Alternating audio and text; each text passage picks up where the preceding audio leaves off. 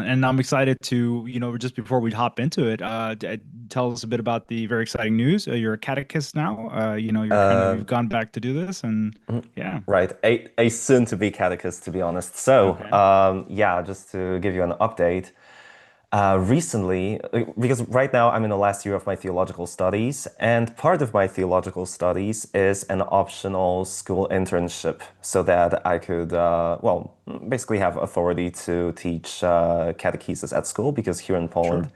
catechesis is a part of the school curriculum. It's not obligatory, but it's there, for all those students who are Christians. Yeah. Yeah, I decided to give it a shot. At first, I was a little bit skeptical. I wasn't exactly sure how I'm going to deal with kids and all that stuff. But yeah, this week on Thursday, I actually gave my first catechesis for sixth graders. So that will be 11 and 12-year-olds. And then I did catechesis for 5 and 6-year-olds, like preschool kids. Yeah. And yeah, basically we did some. I played guitar for them. We did some singing. Some Yeah, I taught them the choreography to a certain Christian song.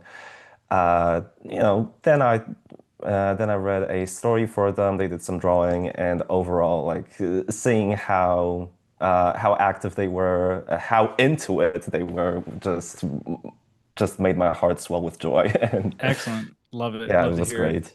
Very cool. No, it's so wonderful. I mean, I think that firstly, I think that it's great where we're in places like the States and definitely in Europe, the funding to such things is being cut, right? Mm. Or there's not as much a priority set on the catechesis side of things. It's wonderful to know that Poland is keeping the faith. It's At least for incredible now. Like the for now. situation of catechesis in schools is pretty uncertain at the moment, but we'll see where it goes from there. Right, right, exactly. Well, I mean, we are that actually is a perfect segue into what we'll talk about today because so today uh for those who are new, I'm Alejandro and this is how much time do you have? We hope you have the time to talk to us. I'm here with Christoph, my guest and co-host for the moment. And we are doing a basically because we are living in the most poorly catechized basically generation ever, Very period. much so. We have both, but we both have a deep love for the faith. We are both reverts. We spend time apart, the Holy Spirit knocks some sense into us, and we're back on board. A very prodigal son journey. Because of that, we decide to do something about it. We're not just going to sit around and be like, oh well, it's the bishops or it's the priests' problem. It's like we live a very embodied faith, and we believe very much so that if you do have some knowledge and base access to it, kind of have this obligation, right, to teach it and to pass it forward. So we're here because very often a lot of the specifically the Second Vatican Council is constantly brought up as, oh, the council, and like everything that happened in the council. And it's just like, well, yeah, but how many people have actually read these documents? How many people have actually accessed them and seen how the council of fathers envisioned, really understand how they envisioned that application into the world, and trying to bring it to wrangle it back from what have sometimes been abuses, liturgical and otherwise, right? Very much so. Yes, today we are going to do a deep dive into Gaudium et Spes, which is one of the documents of the Second Vatican Council. Gaudium et Spes translates to joy and hope, and it is a document about the situation of the church in the modern world, the role of the church, about societal changes. For some context, the document came out in the 60s. So yeah, it was very much a time of intense societal changes. The events of World War II were very much still pretty fresh. So yeah, that's the historical context. Not to mention the Cold War and the dangers of communism and a lot more nasty stuff that happened in that time period. So yeah, today we are going to talk about the document itself. what it speaks about, our takeaways, basically our commentary on it. Exactly. Thank you very much, Christoph. For those listening, we very much encourage you to look into the document yourself. We will not be getting. We're doing a bit of a style change. Last year and the kind of last time we were held the sessions for held these sessions for Sacrosanctum Concilium. We actually did a verbatim kind of reading through the Yep. documents, which we found very enlightening. We covered many topics. We learned a lot, but was a bit too extensive, too long. At the end of the day, we realized, okay, well, if people our job is mostly to guide people through the documents to provide the overall context. And if people want to learn more, then the documents are there. They can completely open source to everyone. They can access them at their will. Um, I'd like to invite us to at before we kick it off completely, I'd like to invite us to think about and consider the consecrations for the new auxiliary bishops in Rome happening right now in St. Peter's Basilica. The bishop-elects are Alessandro Zanobi, Stefano Sparapani, and Andrea Carlevale, as well as Marco Valenti, sorry. These Please keep both of these all of these auxiliary bishops in your mind and in your prayers. Their names, along with the readings for the mass, will be in the show notes later, because it is always a joy when new bishops are created in the church. We always need new leaders. That's actually a really great sign that the faith continues to grow, despite all the challenges that we face. And our priests, our bishops need our prayers more than anybody else. They are pretty much on the front lines of the spiritual warfare. So yeah, let's keep them in our prayers always. And with that, yeah, let's jump right in. Excellent. Let's dive right into it. So, would you like to start us off with the first point, specifically the situation of humanity in the world, in the modern world? Right. So the first point we'd like to touch upon is the situation of humanity in the modern world. The joys, hopes, griefs, and anxieties of humanity, especially those who are poor or afflicted, are deeply shared by the followers of Christ. Humanity is experiencing a period of profound and rapid transformation, resulting in immense technological power, but also widespread hunger, psychological slavery, and ideological division. Also, like this stuff came out in the 60s. How much more, I guess, up to date it is right now at this very moment with Right, developments such as artificial intelligence, social media, and so on and so forth. right, Right, despite the material and scientific advancements, people are burdened with uneasiness and raise profound questions about their destiny and the ultimate meaning of life. And yeah, I mean, how often are we now seeing the ever more documented effects of social media, once again, social media and artificial intelligence? Also, like it seems like social media and AI are such revolutionary tools to an extent that they pretty much flip the world as we knew it up to now upside down. This is pretty much like the new industrial revolution. right, Like right. Very much. that's the level of societal changes we are experiencing right now. Like Right. AI, social media, this is our new steam machine. Yeah, yeah, Like that's pretty much what it yeah. is. 100%. I think that it's important to kind of understand that the big difference is that unlike previous technologies, that we're not seeing any real accountability for the way that this Or rather, technology I is shouldn't say being. steam machine. I should have said steam engine, but like, yeah, pardon me. Yeah, I mean, I think people got it, that's the idea. We're not seeing any real form of like accountability, right? And so Mm. that's one of the things that for if in case people might not know, the church and commentators and scholars alike are very anxiously awaiting the first encyclical of the now Holy Father, because we suspect that it is going to be exactly about AI, about the role of technology in the world, etc. There's already been in some instances of him putting out a few notes and feelers, Hmm. specifically from, for example, the Congregation for the Doctrine of the Faith. There's been a note that's been released on this. I'm making my way through that note as Hmm. well, and we encourage people to keep up on it. As Yeah. well as some of the cuff comments. One time the Pope actually advised priests not to use AI to write homilies, so that just goes to show how big of an Yeah, issue it is.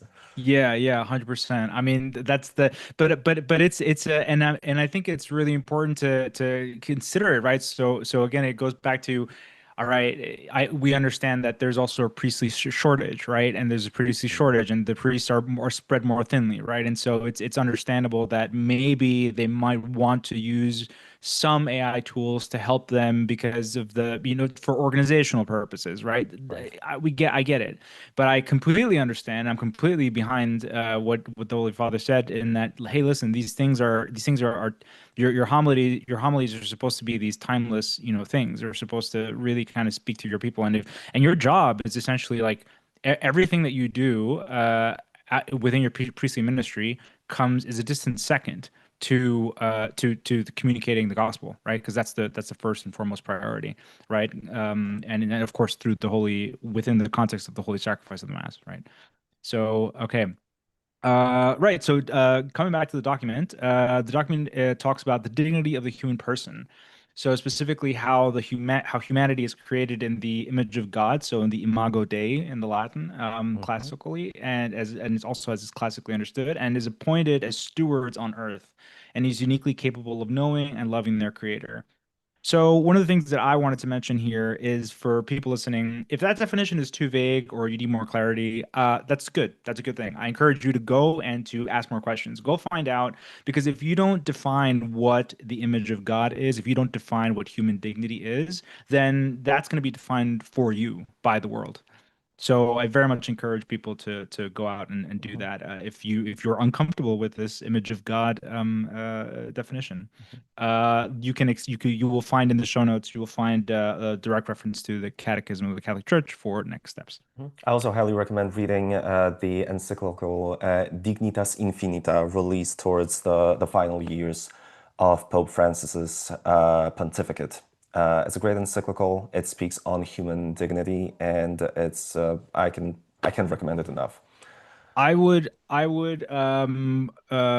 yes, because we should read whatever comes from the Holy Chair. However, I would add that, like many of the things that Francis had published, everything needs to be read within the light of the larger Christian or Catholic context, right? So For sure. don't read it. Do not read anything that any pope says, every Francis or otherwise, as in and of itself, because the Pope is not we're not papists, right? We don't worship the Pope, and the Pope isn't a monarch. He doesn't dictate and invent doctrine as we go along. He is a steward. He is a gardener. He stewards the teaching, and so there's it's important to kind of look into it, and then also compare it with previous pontiffs and writings of the Church. Definitely. Um, that's actually it's a good one. That's a good document we can come back to at a later session, Mhm. because it opens a can of worms in itself. Right. So, getting back to the document, so because of sin, humanity is split within itself, leading to a dramatic struggle between good and evil.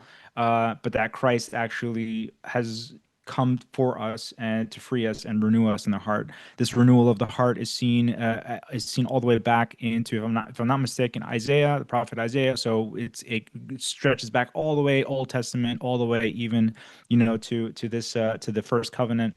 And so it's very important for people to keep in mind Mhm. that that's what we're called to, right? It's a transformative relationship. Right. Yeah. That would actually be in Ezekiel. I will give you the heart of flesh. Okay, great. Thank you. Mhm. Thank you. Right. This is a very classic. Again, we count on each other to correct each other when it's necessary. Thank you. So yeah, next challenge. What next challenge among many of the challenges laid out in the document is the challenge of atheism. Now, okay, so why atheism? Who cares?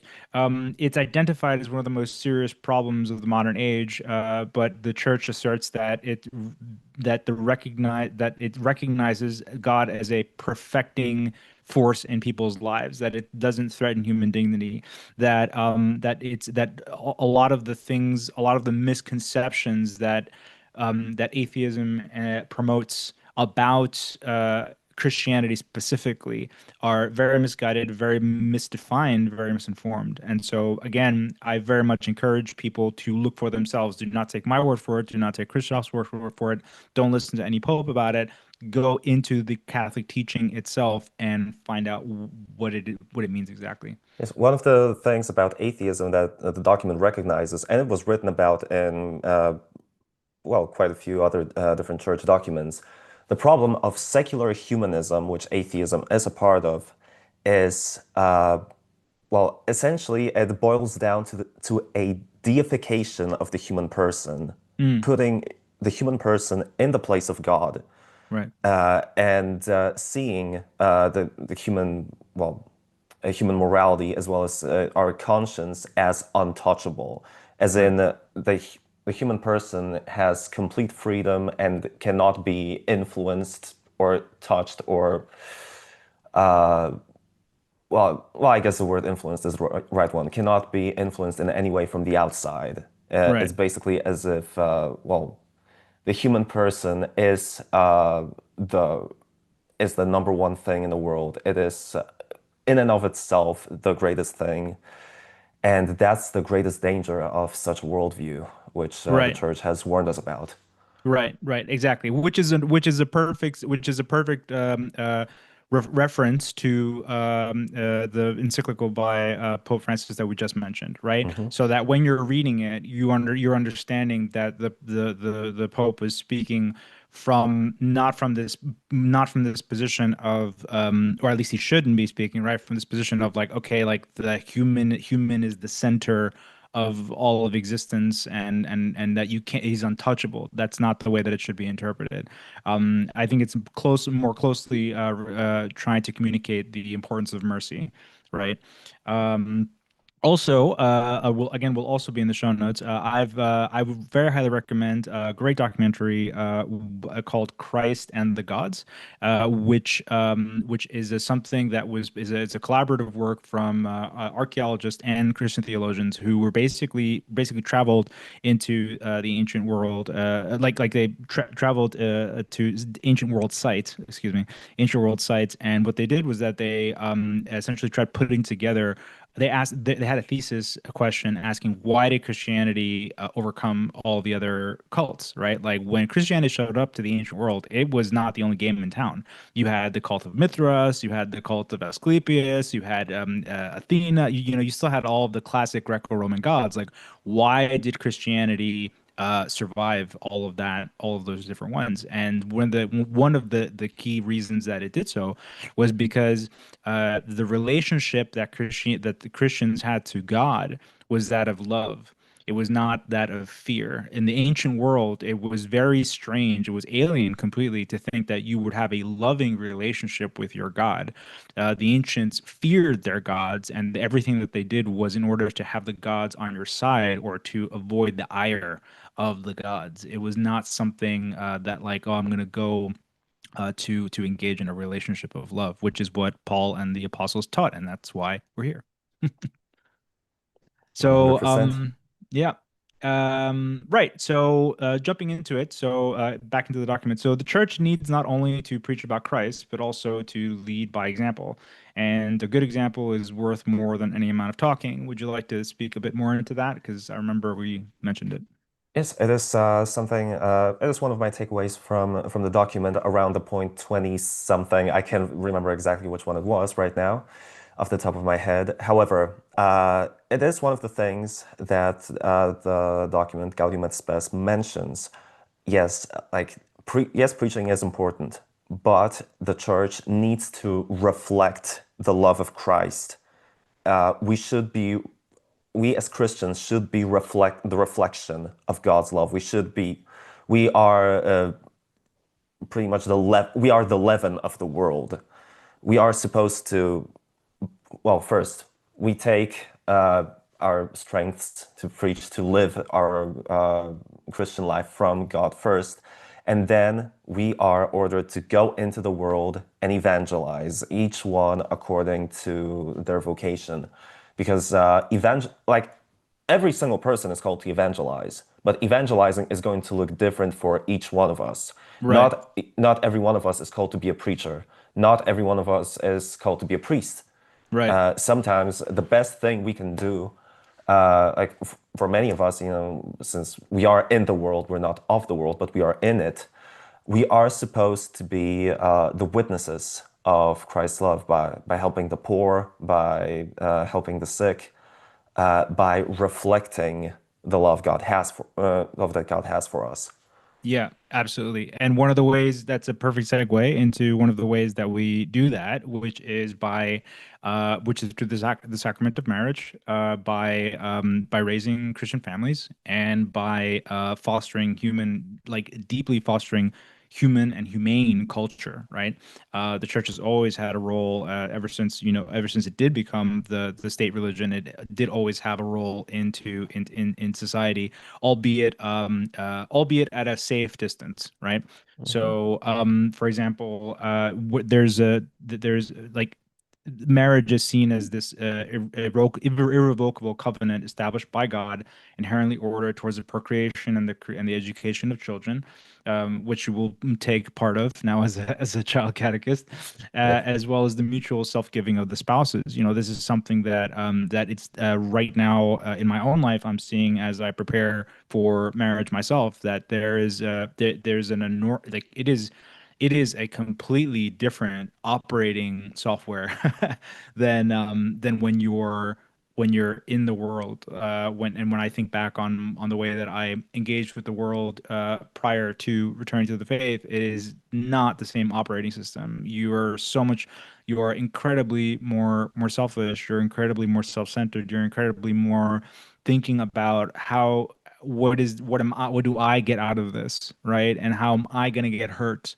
right? It's much more egocentric. One of the And greatest Yeah, things Christianity does to human relationships, be it any kind of relationships, romantic or else, is that it changes our relationships from being transactional to being based to the ones based on love. And that's right. the greatest thing Christianity does. Right. Amen to that sacrificial love, right? It's very, very different, very strange to the world. It's also very important for people to keep in mind exactly where we are right now, and the fact that there is not only a decline in people getting married, as in the Western world, people getting married, there's a decline which needs to be reversed, and there's a decline in the formation of families and children. I will also have in the show notes a very great documentary that I recommend to people called The Birth Gap, which dives right into this, and how actually this overpopulation of the world is one of the most scientifically debunkable things Yep. that in modern time. It's actually quite scary. But Yeah, and then of course research by Hans Rosling, the Nobel laureate and very well known demographicist. Yeah, I mean, the birth rates in what we would consider the Western world are plummeting right yeah, now. I mean, we are facing a huge demographic crisis, and it's not even funny. right, It's pretty bad.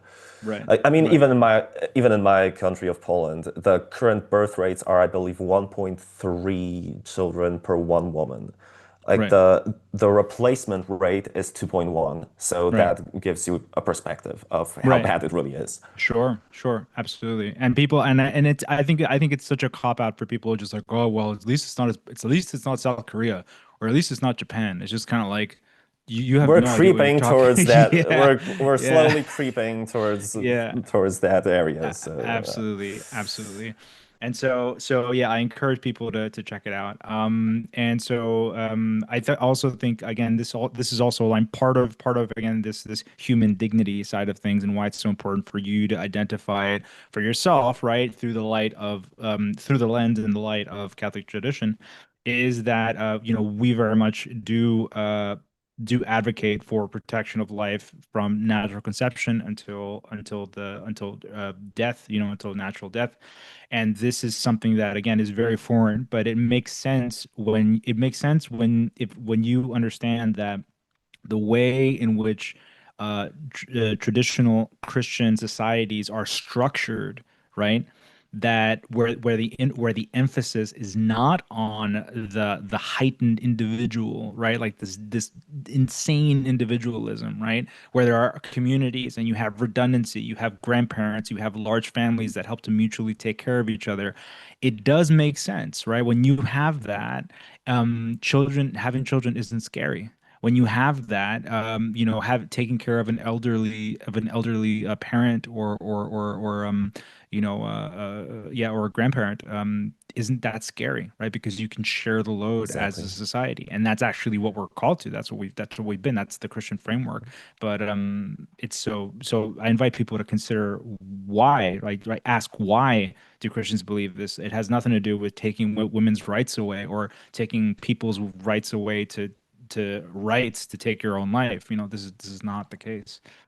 Um, Finally, so the next and final point is that human culture and science must be subordinate to the integral perfection of the person. So what does that mean? Again, this is going back to the document. What does that mean is that we are that our goal is our internal work, our internal process, our internal perfection, our internal imitation of Christ on a daily basis, so that we become more like him every day.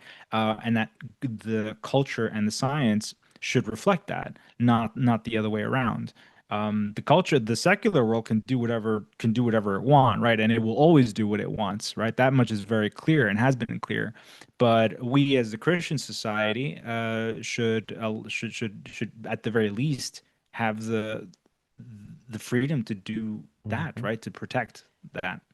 Exactly. And to add to it, I would say when you ask an average Christian, what is the point of Christianity? Many will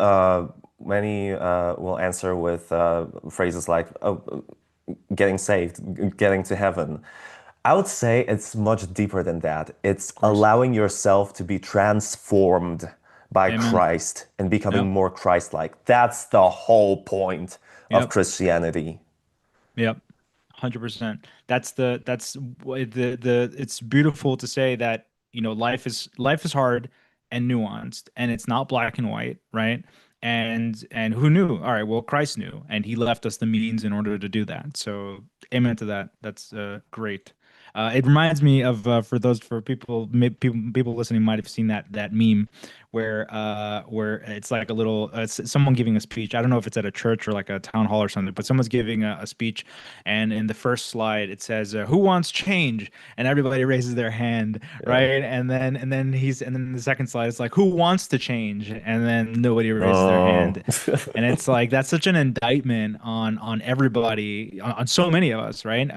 Because myself and many people I know included, it's just like nothing's going to change unless you change yourself, right? And so, Yes. excellent. And So that's a take it perfect away, man. segue. That's actually a perfect segue to our next point because we're going to talk about socioeconomic and political life. Economic development must serve the whole person rather than merely increasing profit, and immense economic inequalities must be eradicated to satisfy justice and equity. Now, yes, as Christians, we all agree with it. However, we have to be very precise about how we go about it because I mean, working for greater equality, for a more just society, is something many Marxists would say. Right. However, the problem with the Marxist worldview is that the driving force of history, the driving force of changes within society, basically the thing that moves everything, uh, that drives everything, is the class struggle. And in order to achieve a more just, a more equal society, one needs to go about it through a violent revolution. And that's basically that's pretty much completely contrary to Christian teaching. Right. And one of the reasons why liberation theology, the first wave of liberation theology, I would say around the 60s and 70s, was condemned by the church.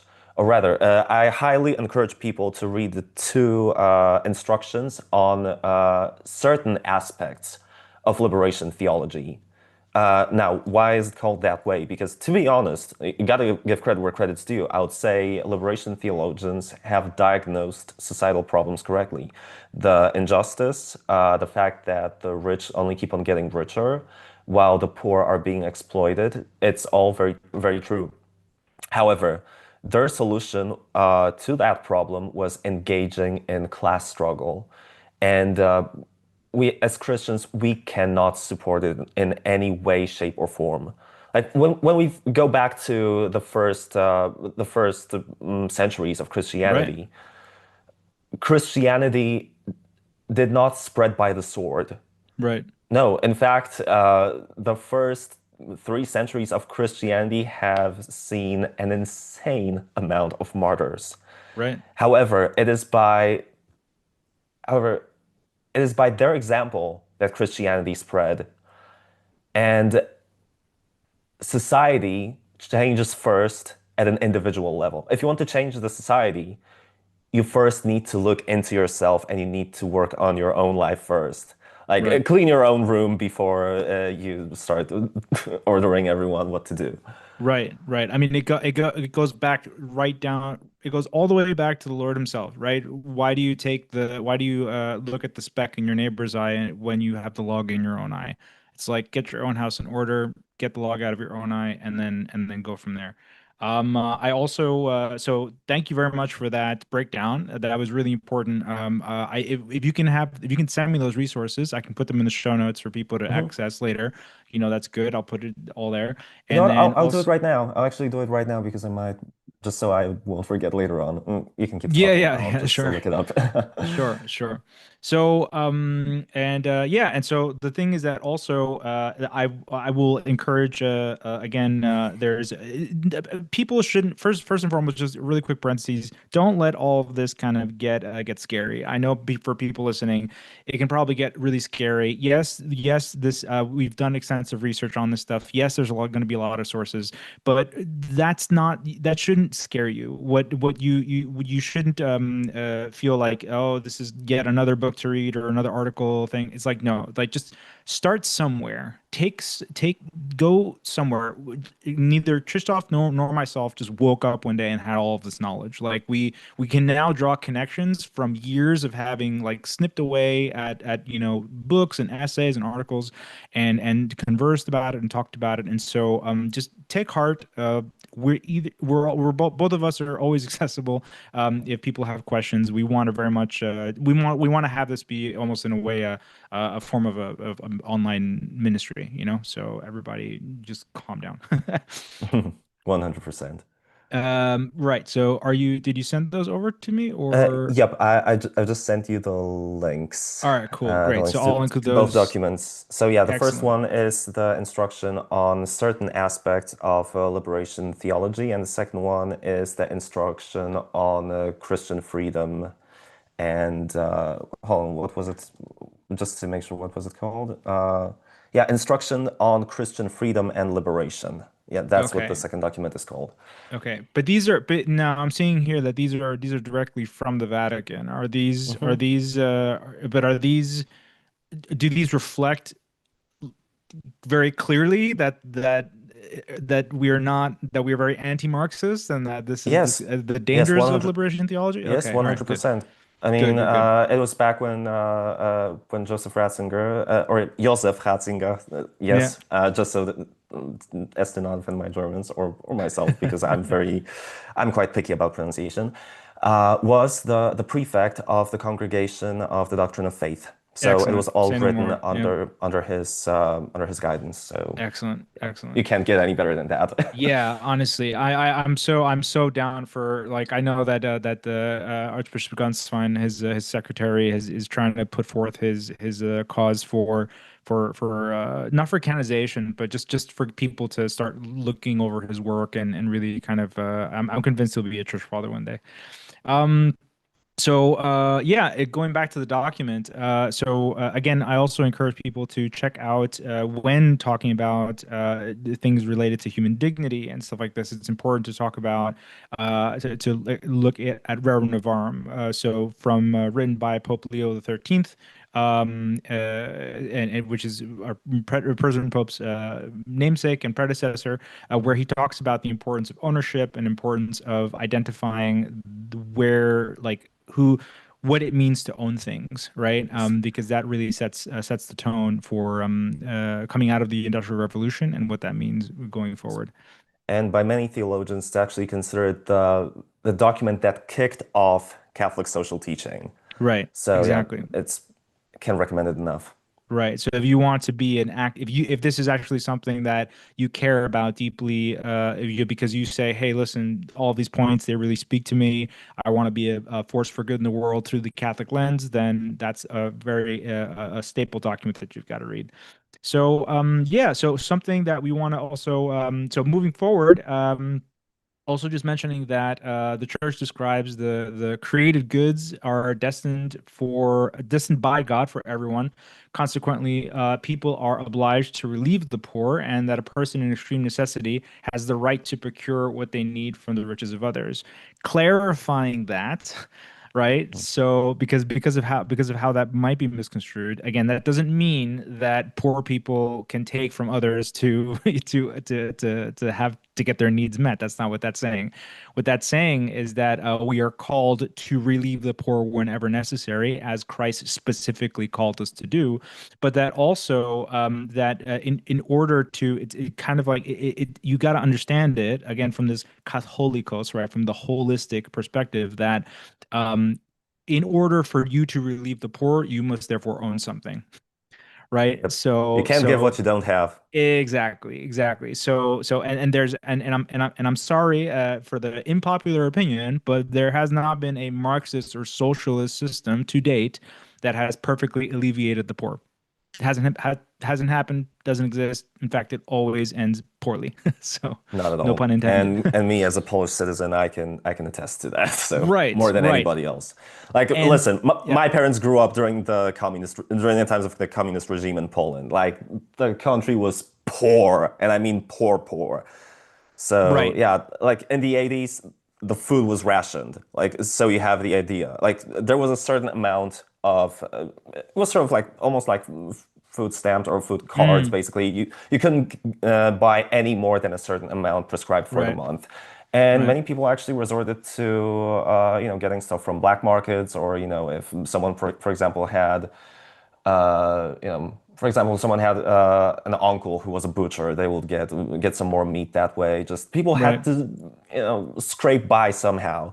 Yeah, yeah. I very much encourage people to get Slavic friends from the former Soviet Union sphere and stuff, and really talk to them and their parents, and have them and anybody who has anybody who might be even entertaining any of this kind of neo-Marxist communist ideas or vibes. Please talk to these people that actually lived through this and get a real take on what life like that is like. Um, Also really important is to define who the poor are, right? So traditionally speaking, the poor have always been orphans, widows, and the sick, right? We I think we can now, for humane reasons and humane understandings, we can understand that the mentally sick, right, included that, right? So Mhm. people that can't hold down a job for whatever reason. Essentially, again, these are like these are fringe. These are like the not come on not 3% of population. These are the people that need to be ministered to, right? But at the same Mhm. time, they cannot. use them to kind of redefine all of the society, right? You should taking away from everybody to cater to just these few people does collectively helps nobody, right? So right. Also, before we move on, we Mhm. have reached the 45-minute mark. For anybody who did not, for anybody who wants to, kind of leave the call now, more than happy to, more than welcome to do so. We're gonna we're almost done. We're gonna continue to chug along, but this video will be made available, of course, for everybody. It's going to be on YouTube. So if you want to come back to it later, you can, and the show notes will be there as well for your educational and question purposes. So far, we have a few. Hold on, we've got a few comments. Uh, Mhm. okay, cool, cool, cool. Yeah, just okay, cool. Just some comments. Good. No questions yet.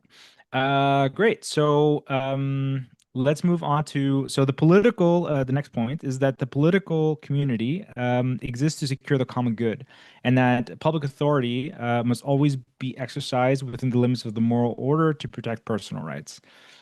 I think that we're on board with that, right? And that's something, however, that where that again inviting people to go back to you need to have a moral framework through which you see the world. And you're either looking at this through a, secular, atheist, humanistic, Catholic, whatever. But the moral view informs your life, and you should know that. Working towards the common good and fortifying unity within the society is more important than mere technological and economic progress. I think we can get along with that, right? 100%. And yeah, one of the things about, yes, progress is a good thing. However, progress needs to happen in such a way as to involve the society at large. If we are going to keep on progressing, if we are going to keep on developing the country and so on, we need to do so in such a way as to create job opportunities for people and make sure no one is left behind. Right, right. And again, easier said than done. But Mhm.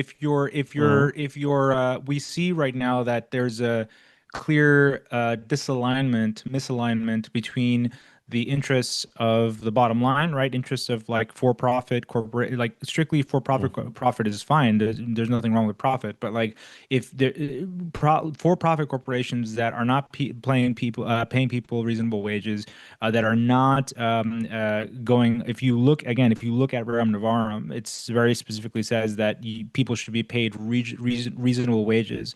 Um, Wages in many even developed countries are not keeping up with inflation.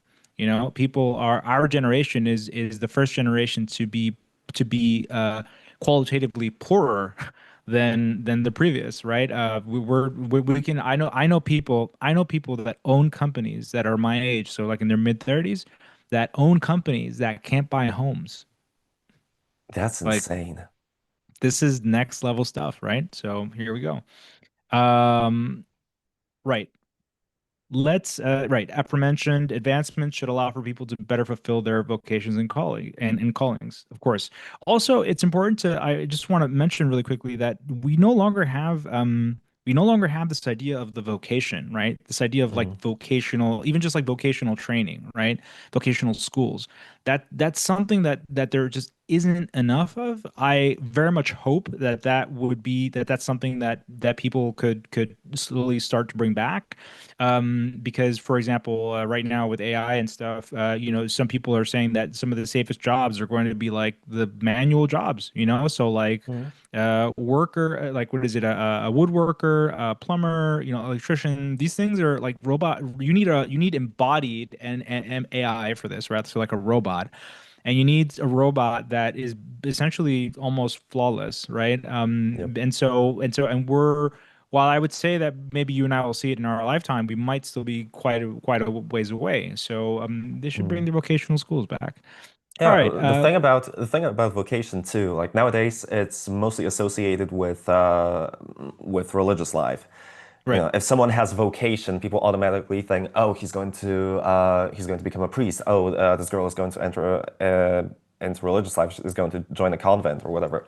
Not really. Each one of us has a vocation, Right. and this vocation is going to look different for each one of us. We all have a Right. role to fulfill. We all have, let's say, an X amount of possibilities, and it's our job to find what is it that we would like to do in our lives and to make society better in the process. Because sure, like yeah, it's good to opt for a job we like to do, but at the same time, jobs need to make the society better. Yep. Nowadays, society is very much fragmented, and we're living in this hyper-individualistic culture, in this self-serving culture, Right. where people sort of lose the meaning of what is my job going to do? Like why?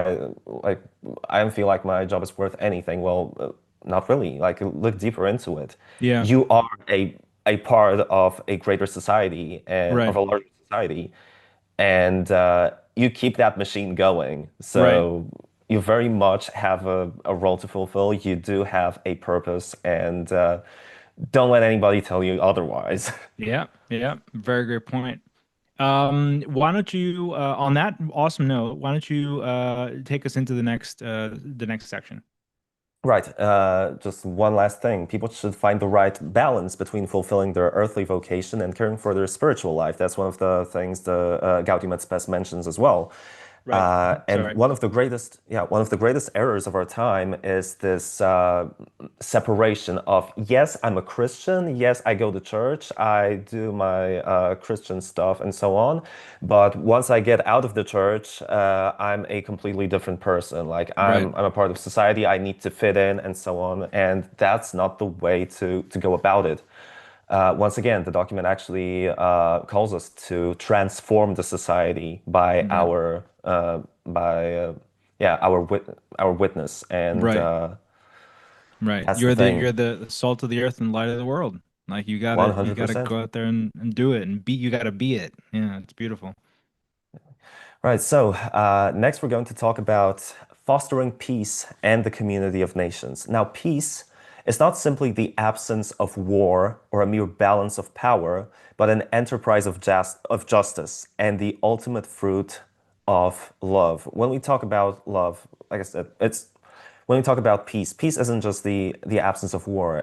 Peace is a state in which society works in order. Like everyone has their place. Each one of us has a purpose, has a role to fulfill, and the rule that orders everything within the society is love. And that actually Saint John Paul II mentioned it quite a lot in his writings and speeches.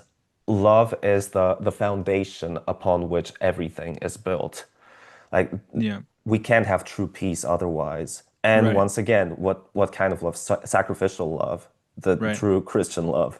Right. Right. And I really want to invite people to understand that like uh love is hard.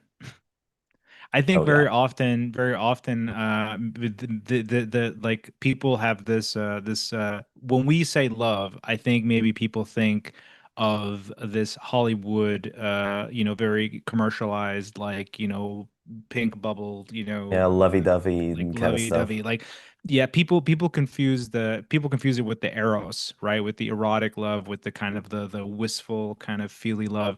It's like there are many, love is very nuanced, as Philip as Bishop Fulton Sheen kind of said once, quoting a poet of his, love is a many splendid thing, right? And so love is hard, and it starts with the family, and it doesn't and so and loving your family can be quite hard sometimes.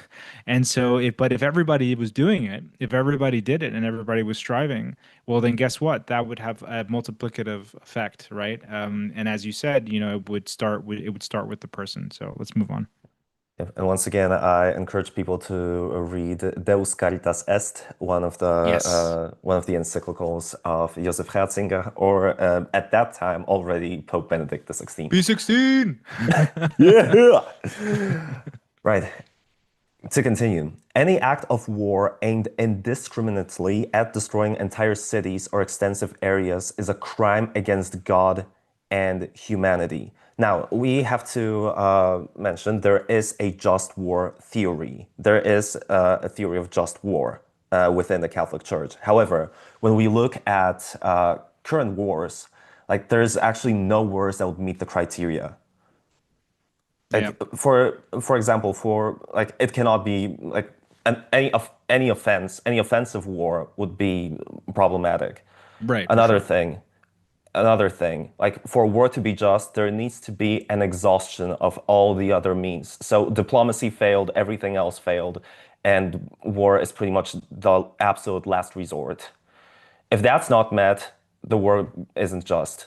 Any Right. aggression for the sake of seizing the resources for or expanding the territory is just plain wrong.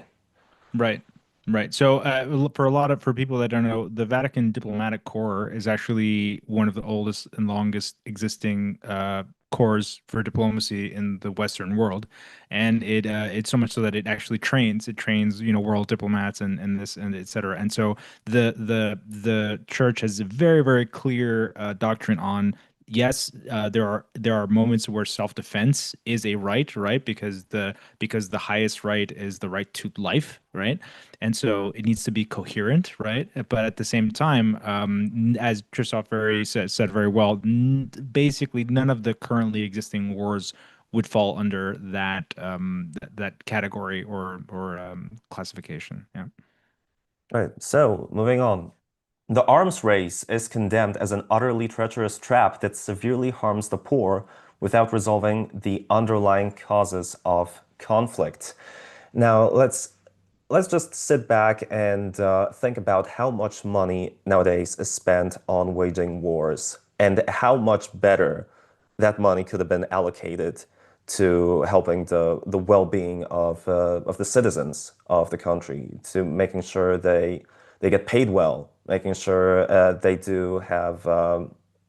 have access to healthcare, basic human rights.